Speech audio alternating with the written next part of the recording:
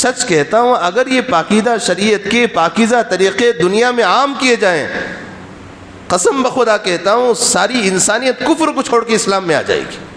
ایسے پاکیزہ حقوق کسی مذہب میں نہیں ہے۔ سارے مذاہب والے ترس رہے ہیں ہمارے مذہب کا طور طریقہ کیا ہے۔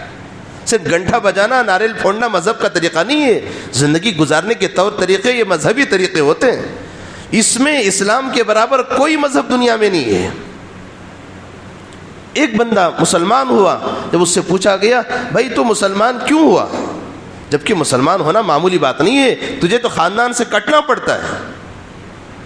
مسلمان ہونے پر تجھے وراثت میں حصہ نہیں ملے گا، گھر والے تجھے باہر ڈھکیل دیں گے، تو اس فیملی کا حصہ نہیں بن سکتا۔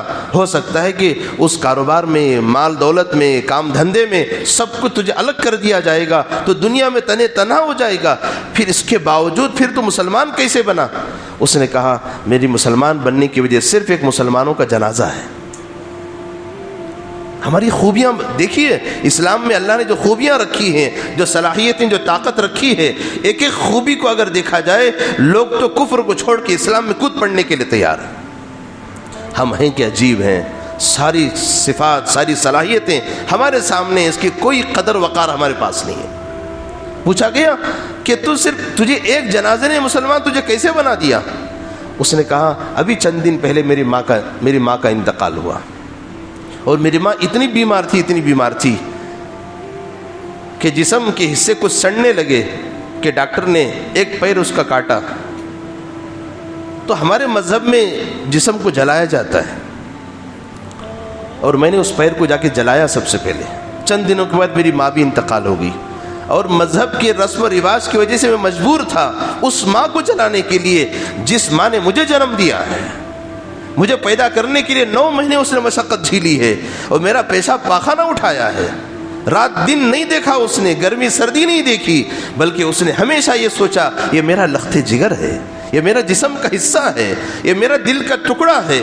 صرف یہ چیز سوچ کر مجھے پالی اور پوسی بڑا کی۔ پتہ نہیں وہ کیسے کیسے حالات اس نے زندگی گزارے، کیسے حالات میں زندگی اس نے گزارے، اور اس کا بڑھاپا آ گیا۔ اس حالت تک بھی جب بھی میں کبھی آتا میری ماں مجھ سے پوچھتی بیٹے اچھے ہو، کیا تم نے کھانا کھایا؟ ہمیشہ مجھے تسلی کے الفاظ کہنے والی وہ ماں، لیکن میں اپنے مذہبی طور طریقے پر مجبور تھا۔ مجھے اپنی اس ماں کو جس پر ایک چنگاری بھی اڑ جاتی، یا کبھی مجھے چنگاری بھی لگ جاتی، گھسیرا لگ جاتا، وہ ماں کی آنکھوں سے ٹپ ٹپ آنکھوں سے آنسو ٹپک جاتے۔ آج اس ماں کو مجھے آگ میں جلانا پڑ رہا تھا، ایسا میرا مذہب ہے۔ لیکن میں نے مسلمانوں کے جنازے کو دیکھا، پتہ نہیں کس کا جنازہ تھا، ساری قوم اٹھی کھڑی ہے، ہر کوئی کاندھا دینے کے لیے آگے بڑھ رہا ہے اور دھکے دے کے کاندھا دے رہا ہے، لیکن اس قوم میں کسی کو کسی آدمی نے پیسے نہیں دیے۔